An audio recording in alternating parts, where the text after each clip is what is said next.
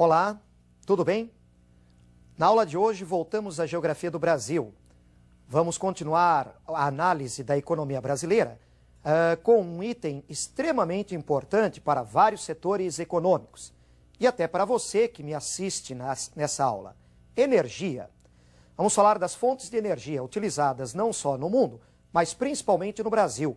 Vamos fazer um balanço da energia no nosso país. Em primeiro lugar, vamos começar analisando o mundo. Acompanhe o gráfico na sua tela. Nesse gráfico, estamos observando as fontes de energia de acordo com o consumo no mundo. 35,7% da energia consumida no mundo garantida pelo petróleo. 23,3% o carvão mineral. O gás natural responde por 20,3%.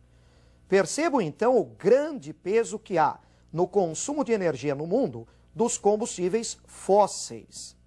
As fontes de energia renováveis ainda representam apenas 11,2%. A energia nuclear, apesar dos riscos, 6,7%. E utilizando-se a água, 2,3%, com uma pequena participação de energias alternativas. No Brasil, essa composição das fontes energéticas no consumo nacional é diferente. O Brasil não tem o mesmo perfil que o restante do mundo. Nós não temos a abundância das mesmas fontes de energia que são encontradas em outros países. Vamos me acompanhar então no próximo gráfico que vai mostrar o consumo energético no Brasil por fontes de energia. Vejam, no Brasil nós temos 39% do nosso consumo energético representado pela eletricidade, 35,3% derivados de petróleo, bagaço de cana, 7,4%, o uso de lenha, carvão vegetal, ainda representando 5,7%, um percentual que vem se reduzindo, álcool etílico, 3,1% e outras fontes de energia, 9,5%.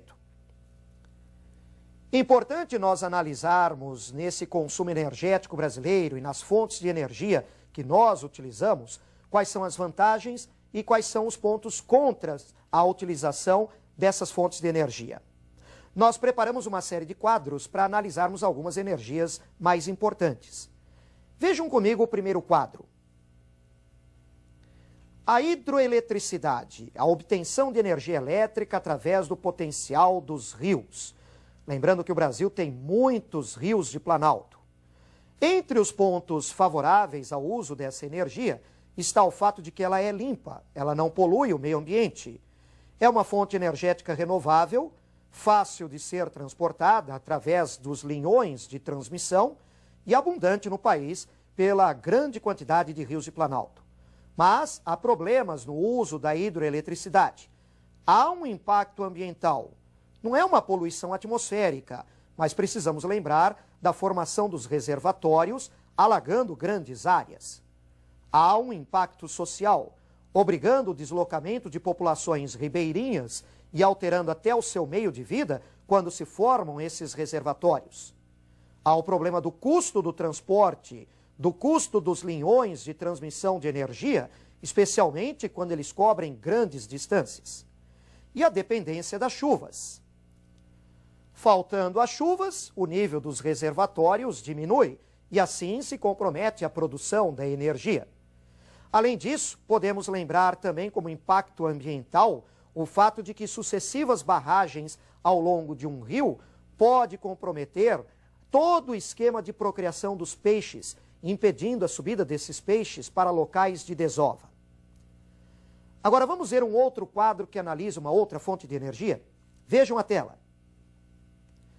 Combustíveis fósseis, como o carvão, o petróleo e o gás natural. Um ponto favorável é o seu uso versátil. São fontes de energia que se empregam em várias situações. E, inclusive, o petróleo até como matéria-prima para determinadas produções industriais. Envolvem tecnologias já bastante conhecidas, de fácil domínio e um baixo custo relativo. Mas há pontos contrários. Um dos mais importantes é a forte poluição atmosférica, contribuindo com problemas como chuvas ácidas e o efeito estufa. A produção é insuficiente no Brasil. O Brasil não é rico em combustíveis fósseis. E o fato de ser uma energia não renovável. Quando o petróleo vai acabar no mundo? As estimativas variam e elas se modificam continuamente, porque novas jazidas são descobertas.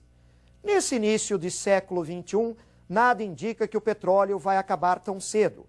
Algumas estimativas indicam que esse petróleo pode durar até 2075. Vamos agora a mais um quadro para analisarmos uma outra fonte. A energia nucleoelétrica. Pontos favoráveis para o uso dessa energia. O Brasil tem muitas reservas de urânio.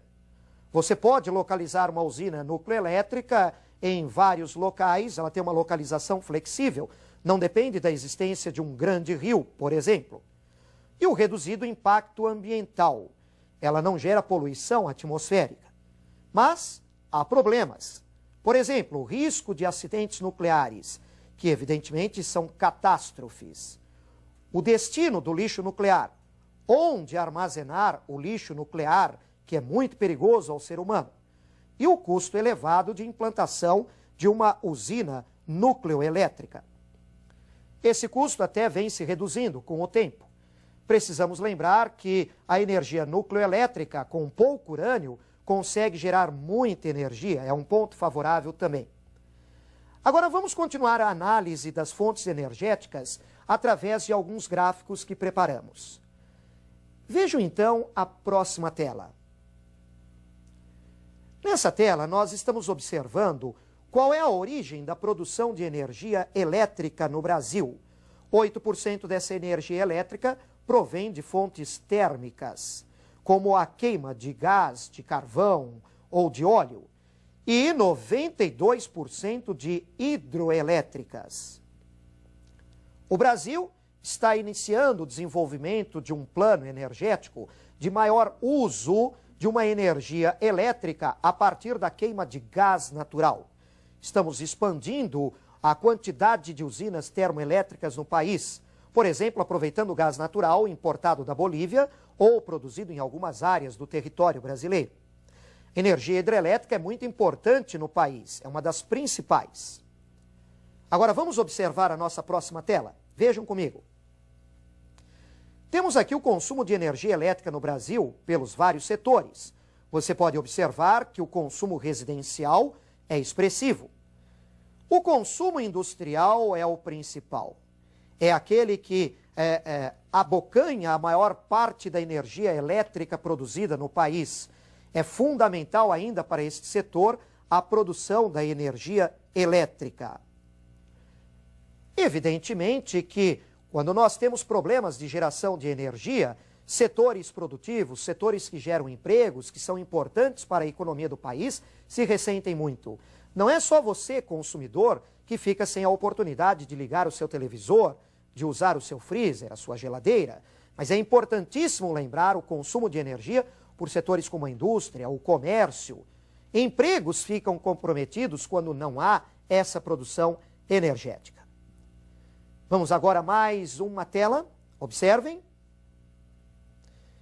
Agora nós podemos observar a produção nacional de petróleo, os principais estados produtores. Vejam o grande destaque que nós temos aí do estado do Rio de Janeiro, com 77% da produção nacional de petróleo. O Rio Grande do Norte é o segundo produtor, com 9%. Temos em sequência o estado da Bahia, com 4%, Sergipe e Amazonas com 3% e pequenas produções em outros estados. A maior parte da produção de petróleo no Brasil é extraída no mar, na plataforma continental, com grande destaque para a bacia de Campos, no litoral norte do estado do Rio de Janeiro. Mas é bom não esquecer que, através de novas pesquisas, novas áreas, novas jazidas e reservas vêm sendo descobertas. Importante lembrar também que o setor de petróleo no Brasil já não é mais monopólio da Petrobras. É um setor hoje aberto à participação de outros capitais, nacionais e estrangeiros. Há uma boa perspectiva para o Brasil no aumento da produção de petróleo. Há uma expectativa de que até 2005 o Brasil consiga a autossuficiência. E, quem sabe, até 2010 nós podemos nos tornar até exportadores de petróleo. Vamos agora a mais uma tela, vamos observar uma questão que vamos analisar. Vejam comigo. É importante planejar com antecedência a geração e distribuição de energia no país. Evidentemente que é muito importante realizar um planejamento no setor de energia com antecedência. Na questão da produção energética, nada acontece da noite para o dia. A infraestrutura que deve ser criada para o aproveitamento de uma fonte energética ou outra é complexa, leva tempo para ser preparada. Assim, o planejamento energético do país deve ser feito com vários anos de antecipação, para não corrermos o risco de um desabastecimento, para não corrermos riscos de cortes de energia que possam comprometer a produção industrial, as atividades comerciais ou mesmo simples consumidores, como todos nós. Não é uma questão apenas de não podermos utilizar essa energia, mas também os cortes de empregos na economia devido à falta da energia. Assim, o Brasil precisa antecipar o planejamento energético e precisa diversificar as suas fontes, para não ficar dependente de uma única fonte energética. Por exemplo, a questão da usina nuclear no Brasil, do aproveitamento da energia nuclear. Fala-se atualmente na reativação do programa nuclear brasileiro. Angra 1 e Angra 2 estão prontas e funcionando. Será que precisamos de Angra 3? Pensando nas necessidades energéticas do Brasil daqui a alguns anos. E as reservas de gás natural que estamos utilizando a partir de agora? Por quantos anos elas vão durar? O gás natural também não é renovável. Assim, é importante pensarmos num planejamento antecipado, numa diversificação do uso de fontes de energia e, evidentemente, avançarmos no aproveitamento de energias renováveis para não corrermos o risco de desabastecimento quanto ao uso das energias que não são renováveis. Muito importante este assunto de fontes de energia para o seu vestibular e para a sua vida diária. Não esqueça disso. Um grande abraço para você, continue seguindo nossas recomendações, estude com atenção geografia. Eu te vejo na nossa próxima aula. Até mais.